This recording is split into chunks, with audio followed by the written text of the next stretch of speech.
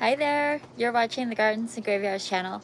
My name is Charisma and today we're in the backyard and we're going to do the last separated garden tour of the year. So I have been separating my garden by the front yard, the backyard, the lower garden, and the medicine garden, and the moon garden, and giving individual tours all through late spring and summer.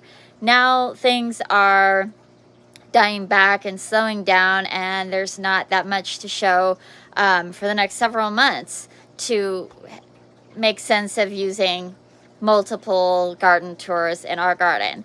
And I'll just fill those spaces with public garden spaces, public garden tours as I come across them. The month of October is going to be a little bit different, and I will be sharing those details with you in an upcoming video. So make sure you are subscribed and you're ringing the bell and you're liking these videos so that you get notified every time I post a new video, which is almost every single day. And I will be going over what to expect in the month of October because we're doing it a little bit different, and I'm really excited to bring just a little twist on our content for the month of October, and you know, the beautiful fall and the amazing Halloween holidays are all here. So that's my favorite season, and so I wanted to change up October just a tiny. But for today, I'm going to get the camera turned around. I'm going to show you what the backyard looks like at the end of September. It's looking really good for this late in the season. Sometimes by this time of the year, we have had a lot of rain and things are just mush, but that's not the case this year. We definitely have some tired annuals, but nothing's looking gross, which is nice. All right, so I'm gonna get the camera turned around and we're gonna start at the back porch and swing around. We will do a little bit of the lower garden. I just want to show you the Gunnera because it's just such a beautiful plant, and I want documentation for myself of what that looked like in the summer of 2023. All right, let's go. Okay, so here we are at the back porch, and we planted these guys up early summer. We've got this gorgeous pampas grass, which actually has a much more dainty kind of plume than the traditional pampas grass, which I really like. Once we dismantle these containers, this will go out into the front garden with the other pampas grasses. We'll just mix her in there. And then we have this gorgeous fuchsia. It's loving this container life. So that's really fun. All of these things have gotten really big and beautiful. I did get some dahlia plants growing but not blooming in here. All of these can get transplanted out into the garden once I'm ready to switch some things out for fall, which I will share with you as I go along. These are all ready to be moved out, but this is also a perennial. This is a verbena, amethyst falls, and we will clean her up and get her out in the garden. This is a clematis, which looks like it's dead, but it's actually just dying back for the season. So we'll get that cleaned up. We'll get that in the ground somewhere.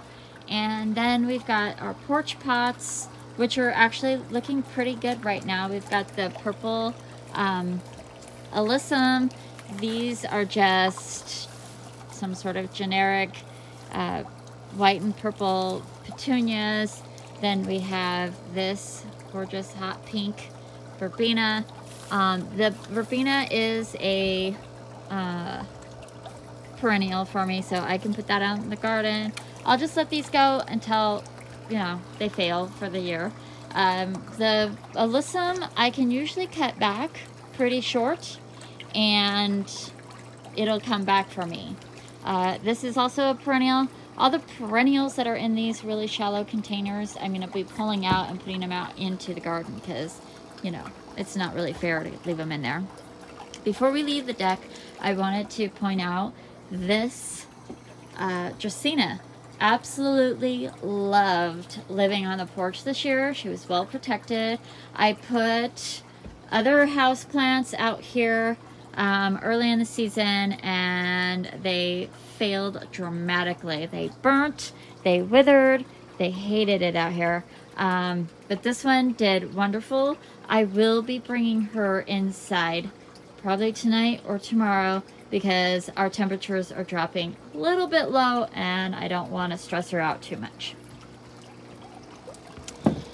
All right, so then the pond here is just so overgrown.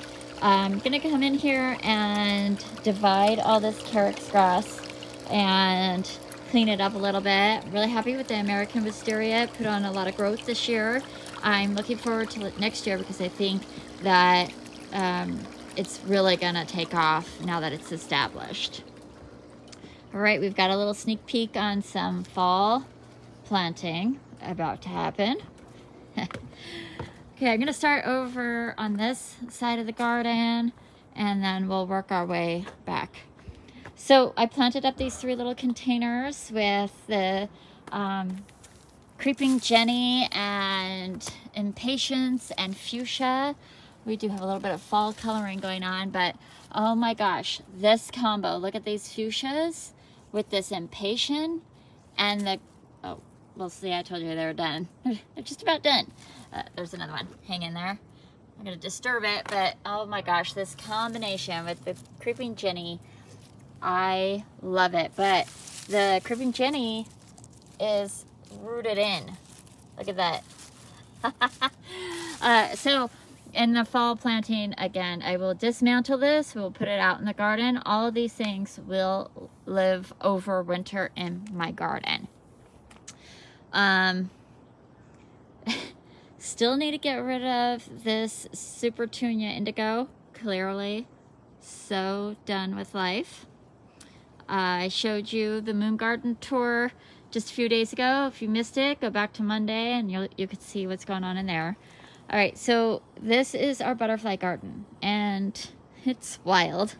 We have oregano and the bees go absolutely nuts for this oregano. So I just let it be all wild and crazy for the bees, but it is time to cut it back. We have some sedums. I can't remember the name of this one. It's like Dark Night or something like that. It's a really dark sedum, looking beautiful. This is an Autumn Joy. Look at her beautiful collar. Just beautiful autumn color. And then we had some random nasturtiums and calendula. So the calendula looks beautiful. It is so tall. It's like 3 feet tall. This is the only calendula flower I have. There apparently was some here. I'm seeing some dead seed heads, so maybe they'll self-seed and grow next year. And then we have nasturtiums growing, all the orange flowers that you could see all in here. Nasturtiums, and it's kind of going off into the sidewalk there. The dill did okay. It's gone to seed a little bit and got a little bit choked out by the oregano. Look at this nasturtium is vining all the way over there. It's kind of crazy. But this I love because this is what the pollinators want. They just want this random, crazy wildflower garden to get nutrition from. So we had these pots up on the porch last year, and I moved them down here because their drainage was great, except that they just drained all year long and created a lot of slime on our porch. So the 2 that are up on the porch now that I just shared with you, we're going to be placing them on each side of the door of the greenhouse when we change them over for fall. These pots did great. This osteospermum has been blooming for months on end. Absolutely gorgeous. That one as well. I will transplant those out into the landscape this fall. It's gotten just too big to carry on in here. The Delata was such a pleasure. I'm so glad to have learned about that. We've got a lot of slug damage on there now, though. The Escallonia, I don't know. I'm going to prune it again. It might just be a little too much maintenance for a pot, but it worked out okay for a couple of years. The begonias are still blooming. The dianthus are blooming. Really fun little pots this year. Over here is a collection of, I don't know what. First of all, I don't remember planting this here or dividing or like making cuttings of this thing. So this is the Himalayan honeysuckle, which I have, can't see it, yes you can, sticking up those little random hairs over there. That is the Himalayan honeysuckle. You can see it a little bit better there.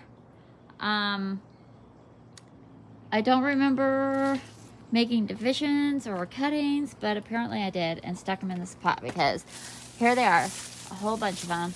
And for the life of me, I couldn't figure out what they were until they started blooming. Who knows why, because I love this plant, and I'm glad I have another one. So obviously doesn't really work for this application. I think I put it, if I would have done it on purpose, I'm sure I just did it to get them to root, and I thought I would plant them out in the spring, but I forgot about it. So now we have this. Whatever. All right, I do have cannas blooming. Isn't that so beautiful? I'm so happy about it. I love these cannas with the variegated leaf. Although I thought that I had red banana cannas in this pot, but not one came up. So I'm gonna have to get some red cannas. My intention is to replace these containers that have the Saxifraga and strawberry in it, and just do cannas right here. I think that'll be really pretty next year, along with our volunteer juncus. The columbine's gonna get transplanted out. Lots of transplanting coming your way. Our honeysuckle did okay. Remember, I cut it way back. It got all of its growth, but it didn't flower as much as it normally does. And then now it's, you know, it's time to just call it quits for the year. We had a random nasturtium come up right there, and it's blooming and looking adorable. Spencer's already put mums in his tire. Random because last year we had nasturtiums growing in there, and obviously a seed or two dropped. This is Spencer's garden, and it's still looking pretty good. The hosta's clearly getting tired. The annuals inside are done. The Bacopa still looks good. We'll probably transplant that out into another pot. We have 4, 5, 6, 7 Bacopas that I could either cut back or put into some pots around. The snapdragons that we grew from seed are looking so good. They're still blooming. They still have buds coming on. Really excited. And I love this plant. I never remember the name of it. Like Centinella or something like that. Looks really good. And then this plant we planted this spring, and it put on a lot of growth. It's for happy right here. Pretty cool. Glad. It's always good to see that something you plant that's going to be more of a permanent structure actually loves its life. When I plant an annual and it doesn't love its life, I just learned my lesson. But when I plant something that's going to be permanent and doesn't love its life, I feel bad. All right, so then lamb's ear looking good. This bed is kind of sleepy this time of year, although we do have what are those called? Cyclamen blooming right there. We have some blooming on the other end as well. The rhubarb did okay. It died back and came back, and I don't know. It's decided that it liked it there better than it did on the other side of the fence, on the other side of the walkway. Okay, whatever. This vegetable garden bed that we planted late in the season is doing fantastic. I've harvested a lot of basil off there already. The sunflower's not so great, but the eggplant is doing well. It's got lots of blooms. I'm hoping maybe there will be enough time in the season to get an eggplant or two. We've got lots of squash. We've got a squash down in there. Little baby squash there. Squash in there. This one. Little squash is here. Giant one that I need to harvest like yesterday. Right there. 1, 2, 3, 4, 5, 6 more in there. Yeah. So that's kind of exciting. And then of course some nasturtiums peeking around and about. So that's that bed. As you know, we've been working on the greenhouse. We still need to finish our door, but we've got some fun, exciting pieces to go inside now. So I'm excited to get the door done so I can actually start playing inside the greenhouse. Over here, we do have a nasturtium, and I had no idea they would do this. Look at this. It climbed up the trellis. I did not know they did that, but that's kind of a fun little thing that I'll maybe try out next year. And then we have a hyacinth bean that just didn't get started late or early enough in the season, and it didn't get to bloom. Our gladiolas are all done. You can see this one's flopped over and finished. She's like, oh, I'm done, lady. Get me out of here. So I need to harvest those, or cut those back, and I'm going to move the bulbs out to the front yard. The butterfly bush is done. I will take off all the seed heads. This is a sterile butterfly bush, so I'm not worried about it reseeding. It just doesn't look very pretty. So I will deadhead it and kind of bring it down to like 6 feet or so. And then I will do the actual cutting down, the pruning of the tree. The pruning of the shrub this coming spring, like March. Brunnera did really good. There's some purple hyacinths blooming in there. And that's the other thing I like to do is I like to limb this up a little bit so that I can see that blooming. And then our kaffir lilies are starting to bloom. They typically bloom in the fall. The pincushion flowers are still putting off some flowers. And the raspberries are done. You can see that they're just fading away, but they put on a ton of growth this year. Strawberries are done as well. Time to clean all those things up. That honeysuckle did fantastic this year. We cut this rhododendron way down, like all the way down. No leaves, nothing left this spring. And I've treated it a couple times. I'm going to treat it again for black spot. It's looking so good. I am so happy that it came back this well. Like I'm so happy about that. I think that maybe we have a chance that she's gonna be okay next spring, and we'll get to have her growing here again. She has beautiful orange blooms.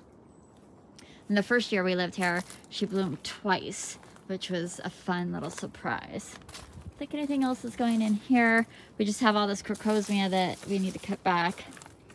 All right, so then let's pop on down to the lower garden. Didn't get as much done over here as I thought I would this year.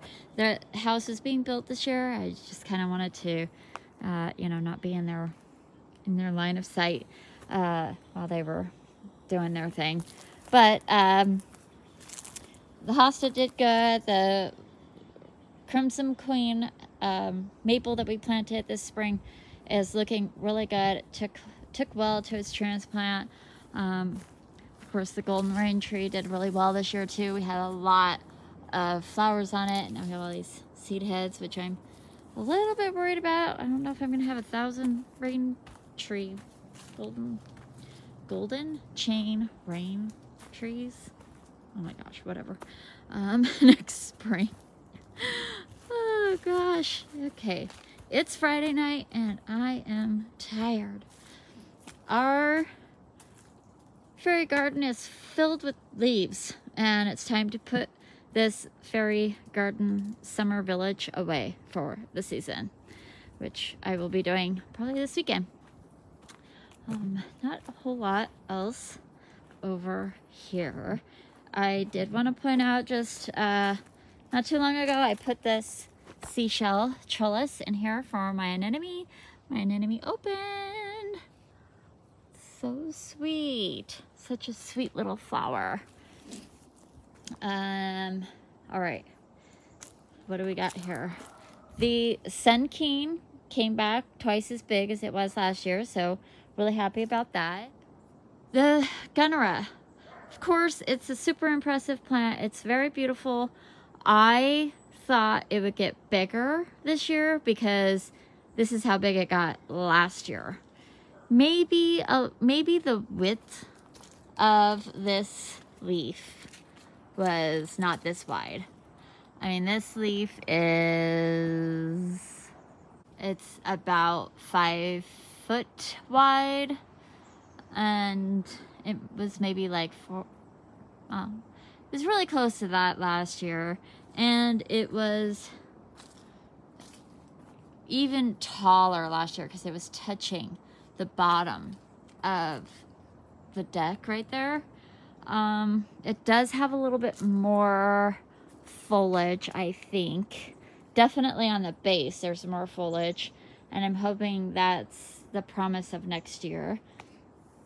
It had a whole lot of weird, like this leaf came out really weird. I don't know if, and this leaf came out really weird. Like kind of just strange. You know, it didn't create this beautiful fan. So a big chunk missing like that. Anyway, I think I could read up on it and see what else maybe it needs.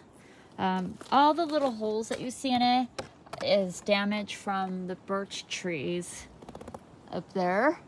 They drop their little twigs like this and pierce the leaves. So that's a little bit unfortunate for this guy. All right, let's see if there's anything in the lower garden that's really showing off right now.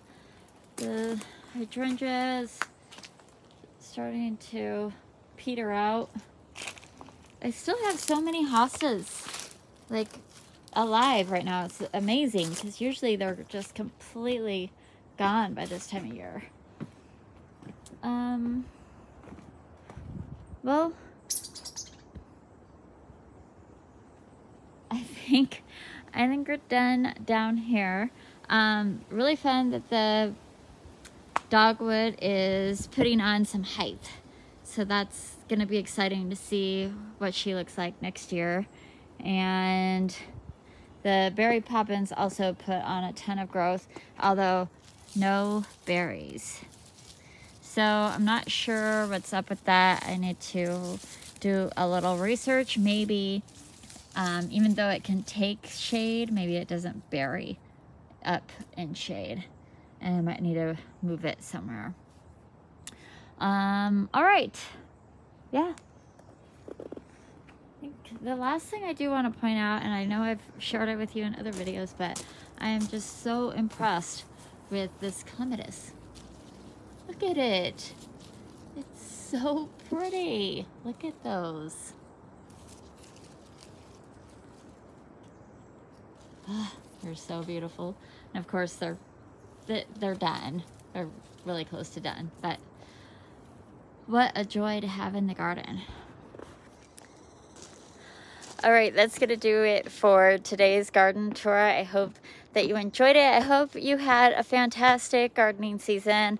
I feel like it was a really good year in the garden, and I'm not fully ready to be done with it. But I'm also really looking forward to fall because I just love the fall. It's just my favorite. So I love the colors. I love all the holidays coming and all the opportunities of celebration and gathering and entertaining and being extra silly with like decor and food choices and all of the fun things that we can do in the holidays. So that's gonna do it for today's video. I hope that you are celebrating your life, and we will see you in the next video. Bye.